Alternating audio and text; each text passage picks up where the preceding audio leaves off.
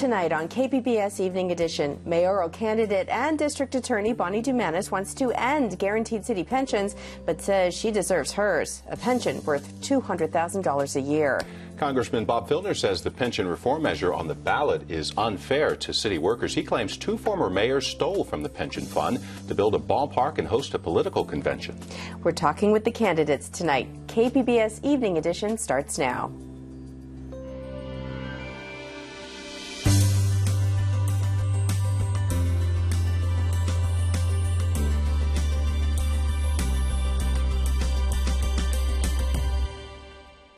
Hello, thanks for joining us. I'm Joanne Ferrian. I'm Dwayne Brown. A new report says a plan to restart the San Onofre nuclear power plant is unsafe, and now California Senator Barbara Boxer wants answers about the plant's troubles. KPBS reporter Allison St. John is in the news center with the story. Boxer sent a letter, Allison, to the chairman of the NRC. What is she asking for? Well, she wants three things, Dwayne. She wants to see all the documents relating to the review that the NRC did of the new steam generator design that Edison presented. She wants to see all those documents from Edison about that new design. And she wants to see what NRC is doing to review whether, in fact, they should have required a license amendment for this new steam generator. And what difference would a license amendment have made? Well, that is a whole different level of scrutiny. I mean, basically, if they had explained that the design was not just the equivalent of the old steam generator, it might have triggered a license amendment review, which would have been a good deal more thorough. And what evidence, Allison, is there showing the problems are caused by the new design? Well, actually, some people at Edison have mentioned that it could be the design. They haven't finished their review yet, but that is among the things they're mentioning. Also, critics, people, for example, a study sponsored by the Friends of the Earth by Fair Winds Associate, suggests that the reason that the design is having problems is because more tubes have been inserted into this steam generator in order to generate more power and possibly be more profitable for the company, and that they are vibrating because the design is significantly different and is not equivalent to the old design. Now, Edison is saying they have been completely transparent with NRC all along, and the NRC is saying that they may have to review their procedures now as a result of what's happened. And in the meantime, Barbara Boxer wants all these documents by next week. KPBS reporter Allison St. John. Members of an Imperial Valley Indian tribe have gone to court to stop a huge wind farm project near Ocotillo. The suit filed by the Kachan tribe says the project is planned on sacred land where they found human remains. Tribal leaders say the Obama administration has ignored their concerns about archaeological sites in the area. The Ocotillo Express Wind Project was fast-tracked for approval last year. Backers of a plan to remove vehicles from a section of Balboa Park say their opponents are trying to scare them into dropping the plan. Last week, the National Park Service warned the proposed Plaza de Panama project could put the park's National Historic designation at risk. A project spokesman calls it a scare tactic because of all the historic buildings and gardens in the park. The rope is down at the children's pool in La Jolla tonight. The rope stays up during seal pupping season to keep people away from harbor seals and their young. Animal rights activists say the seals use the beach all year long, and so the rope should be left up. Advocates for beach access disagree. The State Coastal Commission will hear the dispute in July. San Diego Gas and Electric is warning customers about a scam to get people's Social Security numbers. It claims President Obama is providing credits or applying payments to utility bills and asks for a person's Social Security number. Sometimes the scammers visit the customers. Sometimes they use social media posing as SDG&E workers. The utility says its employees don't randomly ask for private information, and they always carry proper ID. Tonight, we continue our one-on-one interviews with the candidates for San Diego mayor. Last week, Joanne sat down with District Attorney Bonnie Dumanis. She was once called the most powerful politician in San Diego, and she captured Mayor Jerry Sanders' endorsement early in the campaign. But the polls show District Attorney Bonnie Dumanis trailing behind the other three top candidates.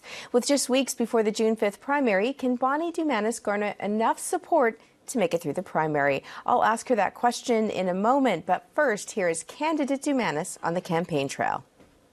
Simply put, comprehensive pension reform is a critical component of my vision to restore the city's financial health. Joining me now is San Diego County District Attorney Bonnie Dumanis. Thanks for being here. Thank you, Joanne. It's good to see you. Good to see you. I'm going to ask you about the polls in just a moment, but first let's talk about pensions because we've just come out of this clip. Now, you support the proposition that would basically all new hires to the city would no longer get guaranteed pensions, be 401ks, and a 5-year freeze on pensionable earnings. But there have been media reports that say you stand actually to gain a fairly sizable government pension yourself. What is your pension when you retire? It's just under $200,000, and everybody knows that that's the case, that I'm going to get a generous pension. Under the circumstances that I worked for 38 years, from a junior clerk typist to prosecutor to Superior Court judge and district attorney, breaking many glass ceilings along the way.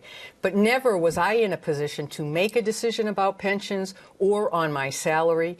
And as mayor, I will be in that position, and we simply can't afford the pension benefits that now exist, and we have to do what private industry has done and change them. You mentioned all that you did do to earn this pension. So do you feel you earned that pension?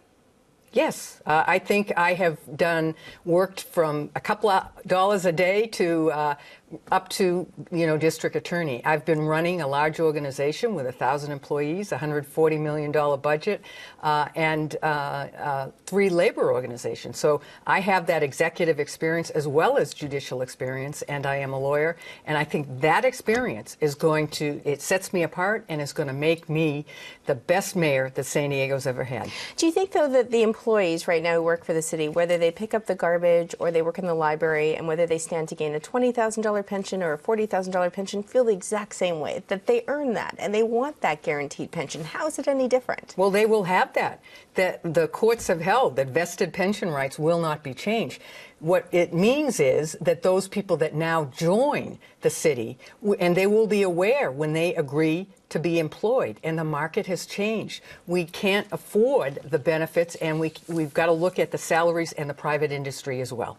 So let's talk about the polls now. You're in 4th place, and I think a lot of political watchers early on thought you were maybe a shoo-in. You got off to a fairly good start. What happened? Well, let's first say that I'm not in 4th place. Campaigns are always in flux. Polls are for the moment, and the same polls showed me 20% behind a week before I won district attorney in 2002. So we weren't on television at the time with our commercials. We are now. We have been very aggressive, and as I go out and talk to people, I'm just really humbled by the support I get about my plans, about my experience, and the difference between what I bring to the table, which is 38 years in San Diego, working in San Diego, and giving back to the community. I understand what you're saying now, your commercials on the air, but do you think, though, when you saw some of those polling numbers, I think one of them most recently had you at 8%, were you a little surprised by that? No, I don't really look at polls because the only poll that counts is June 5th. And so, certainly it's just something that the insiders really look at. People haven't started focusing yet, and now they're beginning to because the ballots have gone out. So, I think it's just something we're using. We're invigorated. I'm in it to win it, and I plan on being the next mayor of San Diego. I want to talk a little bit about where you stand on the issues because, up until recently, there were 3 Republicans running now, an independent. We have a Democrat, and we're just going to put on the screen something actually that comes from voiceofsandiego.org, and it's a scorecard, and it sort of lays out positions on these major issues. And people can find it at voiceofsandiego.org, at their website, or on our website. And basically, on major positions like the Convention Center tax, which you support, the Jacobs Plaza to Panama plan, which you support, same position as the other candidates, with the exception of Filner, who's a Democrat. How are you different than Carl DeMaio or Nathan Fletcher? Well, I think most of us want the best interests of San Diego, and I think we are similar on a lot of issues. But the difference is the 3 others are legislators. The type of experience you get as a Washington insider or a Sacramento politician or a city councilman doesn't prepare you for the job of mayor, which is, as a strong form of government, a CEO of a multi-billion-dollar organization with close to 10,000 employees. So I think that I bring something different to the table. And my way of dealing with things is bringing people together, collaborating, and being innovative. That's my history. That's my track record. And I think people can trust me. I want to ask you just very quickly, some questions, social issues. Of course, a lot of news with the president coming out supporting same-sex marriage. I know you're in a same-sex marriage, but would you follow Mayor Jerry Sanders' suit and actually advocate or lobby for equal marriage for everyone? Well, I actually already have. Jerry Sanders, Mayor Sanders, and I stood at a press conference to urge people to vote against Prop 8. I have been married. It's 3 years. We've been together 15 years, Denise and I. And I will be, an advocate. We change people's hearts and minds one at a time. When people are open about who they are, it makes a difference. Got one more question. I know it has not a lot to do with marriage, but again, another social issue in terms of abortion rights. I know Planned Parenthood has a questionnaire. Do you support abortion rights or do you not support abortion rights? I am fully pro-choice, always have been since I went to Europe and saw a botched abortion. And I am a woman, so I am very sensitive to health and reproductive rights. And before we go off, I do want to say that I am donating my salary, $100,000, because I'm so passionate about education. As mayor, $400,000 to education programs. What about a pension as mayor? You would stand to earn a... Oh, no, I wouldn't enter the pension system at all. Okay. Bonnie Dumanis, thanks for being here. Thank you. We'll wrap up our interviews with the mayoral candidates in a moment with a talk with Congressman Bob Filner. And we'll get a peek inside the new downtown library. This is KPBS Evening Edition.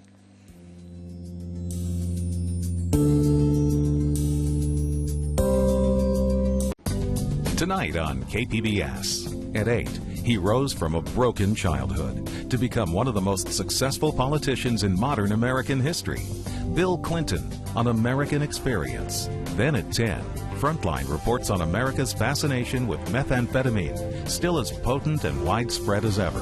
And at 11, enter a world seldom seen by outsiders and meet a young nomadic couple in Tibet on Independent Lens. That's tonight on KPBS. In the last year, KPBS News has been honored with nearly 3 dozen awards. I'm extremely proud of these honors, and I thank you for your support as we continue to serve our local communities with award-winning news coverage in the years to come. I'm Judy Woodruff. On the next News Hour, what the financial and political crises in Greece could mean for U.S. investors. That's Tuesday on the PBS News Hour.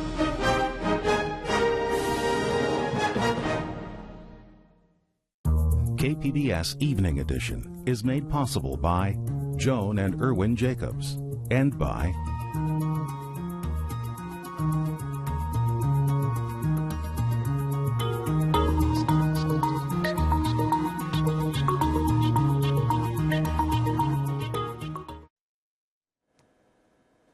Welcome back to KPBS Evening Edition. We've been hearing from all the major candidates for San Diego mayor this week. Joanne has the final interview in our series with Congressman Bob Filner. He's been a congressman for the past 20 years. Before that, a San Diego City Council member, and before that, school board president. Now he wants to be mayor of San Diego. He is the only one of the 4 leading candidates who does not support the pension reform ballot measure. He has his own plan instead, finally releasing it just weeks ago. Here's a clip from the KPBS mayoral debate last month. Congressman Filner, you have yet to release any major policy initiatives in this race, while your opponents have each issued several. Your campaign pitch so far has essentially been, I'm the only Democrat, vote for me. And can you provide more specifics about what a Filner administration would be like? You have 1 minute. I have 1 minute. I just outlined my pension plan, which says put a cap on no more 6-figure pensions. I'm glad Nathan has picked that one up from me. Joining me now is Congressman Bob Filner, and I want to get to your own pension plan reform measure. But first, let's talk about this criticism in terms of what this debate question highlighted. That a new poll now says that Carl DeMaio is out 10 points ahead of you. Do you think you could have done something different, or you should be doing something different in terms of your campaign? Well, obviously the outcome will tell that, but each person runs a campaign based on their strengths and the dynamics between the candidates and their experiences. I've won 25 elections in San Diego. I've been through this many times. I think I know how to do it, and I think it'll come out victorious at the end. You took some heat on this show for not having accurate or up-to-date information about the port, and we know that the port is a major part of your economic platform. Do you think it has to do with being in Washington for 20 years? Are you up to speed with all things San Diego? No, I was not wrong on the port stuff in that I said a few years ago, I probably meant 10 years ago. I have a wider framework than most people do here because I've been dealing with these issues a long time. The fact of the matter has not changed. That is, our port is the single biggest potential for increasing middle-class jobs in this city that has not been exploited. Whatever we have now, let's say we have $4 billion, we could double it easily. And the port agrees with me on that. So we can, in fact, increase the capacity immediately, and then we can expand capacity. We can produce thousands of jobs by becoming a true maritime center here in San Diego. I want to talk about pension reform because that has been something that's dominated this campaign. When you look at the 4 leading candidates, as I said earlier, you are the only one who does not support this ballot measure. You have your own plan instead, and you want to keep guaranteed pensions for city employees. Does it put the city at risk down the road? You know, first of all, we're stuck with a mess, right? It was caused by a stock market decline and previous mayors who stole from the system. The question is, how do you do something that's fair to both taxpayers and employees? And we've made major steps in that. The current mayor has done major reforms in that he has brought up the city workers' contributions. He's brought down the city contributions. He's got eliminated some of the bells and whistles. So, but we have to go further because we have to decrease the debt and our annual payment. Our annual payment is approaching 1/3 of our budget. You can't run a city like that. So I'm looking at that and I'm saying the plan that's on the ballot is very unfair because it says to employees, you have a 401k subject to the stock market, but you don't have Social Security. That's just wrong. And it cost $100 million almost to set up. And it doesn't save a nickel, not a nickel for taxpayers. So I'm saying, is there a better one than that? Is there a better plan than that? So let's just clarify, when it doesn't save money, basically unless the city negotiates a 5-year salary freeze with employees, it won't save the projected savings. It presupposes a 0% salary increase for 5 years, of which the employees, by the way, already had a 5 or 6 year salary freeze. But that can't be done by the initiative. It has to be done by collective bargaining. Why aren't we at the table rather than in the courtroom, which this will result in? So I said there has to be a better way than this. And I said, first of all, nobody is, the horror stories that Mr. DeMaio and others tell are these $250,000 pensions. Well, that's a few management employees who have gotten phony pay raises from the city and bonuses in their last year. So their pension is twice their salary. That's wrong. So I put a cap, no more 6-figure pensions, which I could do as mayor right away. That's not a negotiated thing. That's in the purview of the mayor and the council. But more important, since we don't have, we're spending money, high interest rates. We have the lowest interest rates in the history of this nation. I want to take advantage of that situation, finance part of that debt with lower interest rates, with bonds that say 2.5% lower interest rate. We save. Not just when you refinance your home and you save a few $100 a month, but we're talking about $1 billion bond. You're saving, I could say $550 million over 10 years, put it right into the general fund to fix potholes with no new taxes, keep our libraries open, keep our rec centers open, keep the fire stations open. I want to just back you up. When you said that you had a couple of mayors, we had a couple of mayors who stole from the pension fund, what you're really responding to is that it was underfunded. Is that what you mean? What do you mean stole from the...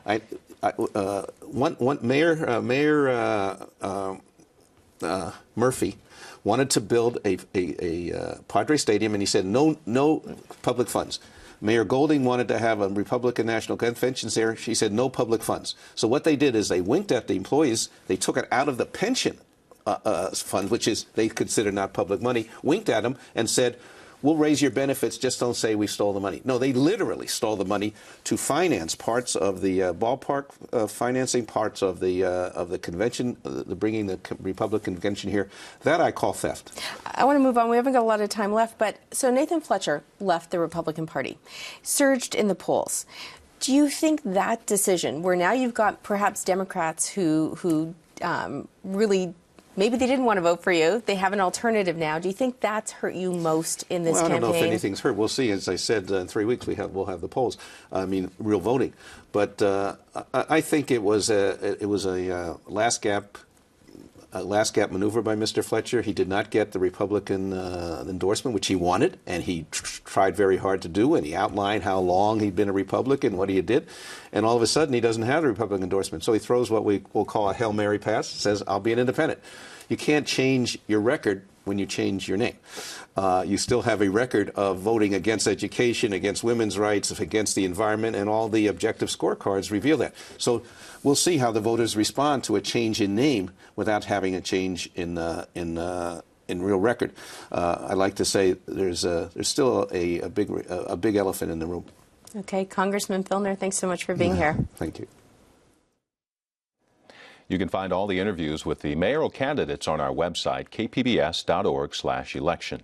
You'll also find our online voter guide for June. Tomorrow, our election 2012 coverage will focus on candidates for County Board of Supervisors. More than 35 years ago, the city of San Diego began planning for a new central library downtown. The building is beginning to take shape. KPBS video journalist Nick McVicker gives us a peek inside. Recently, you may have noticed a 9-story building rising above Park Boulevard in downtown San Diego. Local architect Rob Quigley was tapped to design the building in 1996. It's very unusual for a local architect to be awarded a building of this significance. So that was really, really special and meant that this was my library as well. The new library will replace the current one on East Street downtown, which was built in 1954. The new space will double in size to nearly 300,000 square feet. It will house over 1 million items and over 400 computers. Balboa Park and its Spanish Baroque architecture were a major influence for the library's design. We were asked to do a building that, I think the exact words were, that looks to the future but respects our past. And so when we asked San Diegans, what do you mean by past? They said, well, like the buildings in Balboa Park. Quigley was part of the planning team that looked to the community for input. The idea of the dome came from a series of public workshops that we held in '97. It was meant to symbolically tie back to Balboa Park and the buildings that are part of the history of San Diego. And so we learned from those buildings in a lot of different ways. One was setting the Lath House there, the Botanical Garden building. And so this dome is actually a outgrowth, or was inspired directly by that building. At over 50% complete, the construction crew is close to finishing the dome. We are pretty high up. From ground floor to the top of the dome, you're at 255 feet. Carmen Van is project executive with Turner Construction Company. We are sitting right outside of the 3-story reading room, which is found at the south end of the new Central Library. You'll see right behind me is one of our ribs, the support structure for the dome. The dome will have 8 sails with perforated panels to provide shading for the reading room. A 3-story, 64-foot cube, identical to the lobby below. So as great as this building looks and how amazing it's going to be as a community gathering place, this is really about the people that it's going to serve. Mel Katz has served as chair of the San Diego Library Foundation since construction began in July 2010. In addition to public space, the library will also host a charter school. Inside the library on 2 floors will be 500 students in a high school, and they enter right over here, down on 11th Street here. Our children's section is over 10,000 square feet, and our teen center is over 6,000 square feet. Despite the abundance of information in the digital age, people are still visiting libraries. In the last year, people visited the county's libraries over 6 million times. In my mind, there's kind of an ironic phenomena happening that in this digital age where with Facebook and everything else, there's instant communication, and one would think that libraries would become less important. It's actually been the opposite. Quigley adds that when construction was starting, they had planned to have every desk in the library wired for internet connectivity. Now the building is just one big Wi-Fi hotspot. This library is more than a warehouse for books. It is that, but it's so much more than that.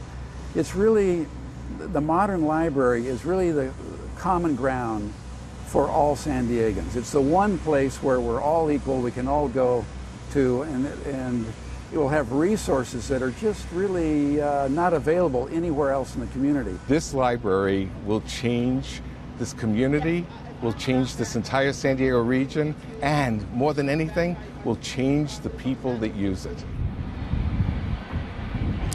That story from KPBS video journalist Nick McVicker. Construction should be complete in July next year. The budget for the library is $185 million. This is KPBS Evening Edition.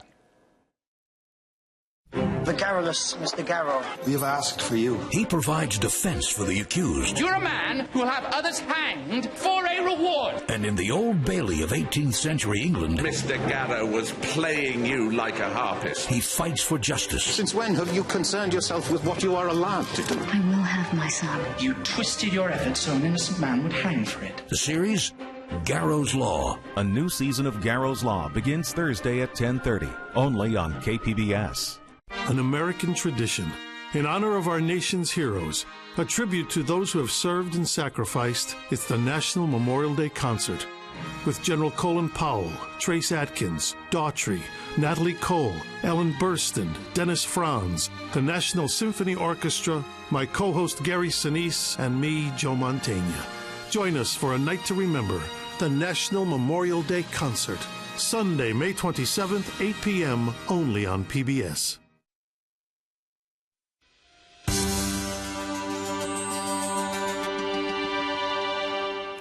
Welcome back to the Public Square on KPBS Evening Edition. Tonight, we concluded our series of interviews with the 4 top candidates for San Diego mayor. Yesterday, I spoke with San Diego Council member Carl DeMaio and Assemblyman Nathan Fletcher. Many of you had something to say about those interviews. First, on the DeMaio interview, Dee Allen says, I've been buried with pro-DeMaio, anti-Fletcher propaganda from DeMaio's group, and I am thoroughly tired of the waste of money for streams of negativity from this guy. And on the question I asked DeMaio about same-sex marriage, whether as an openly gay man who supports same-sex marriage, he had a moment of pause before accepting Doug Manchester's financial support and endorsement. Manchester is a hotel developer and new owner of the UT San Diego and was a major backer of Prop 8, which bans same-sex marriage. Mission Accomplished wrote this. De Mayonnaise is absolutely correct about the main issue here. His role as a mayoral candidate is separate from his personal side. And on my interview with Assemblyman Nathan Fletcher and the fact that he signed the Grover Norquist anti-tax pledge 5 years ago, Peking Duck SD writes, this is a huge red mark for Fletcher. He is trying to be independent, yet has his signature on one of the most partisan right-wing agenda scams out there. Well, let me know what you thought of the mayoral candidates and what they had to say. Send me an email, jfarian@kpbs.org, or drop us a line on Twitter or Facebook. And now let's go back to the news desk where Dwayne has a recap of tonight's top stories. Senator Barbara Boxer wants details about the steam generators at the San Onofre nuclear plant. She's asked the Nuclear Regulatory Commission for information on design changes which are suspected of causing problems with tubes carrying radioactive water. The problems have kept the plant closed since January. And the rope separating people from harbor seals at La Jolla Children's Pool, it's down tonight. The rope is in place during pupping season, but animal rights activists want it up year-round. Advocates for beach access want people to get preference. The State Coastal Commission hears the debate in July. Tonight's stories are all on our website, kpbs.org/evening edition. Thank you for joining us. You have a great night.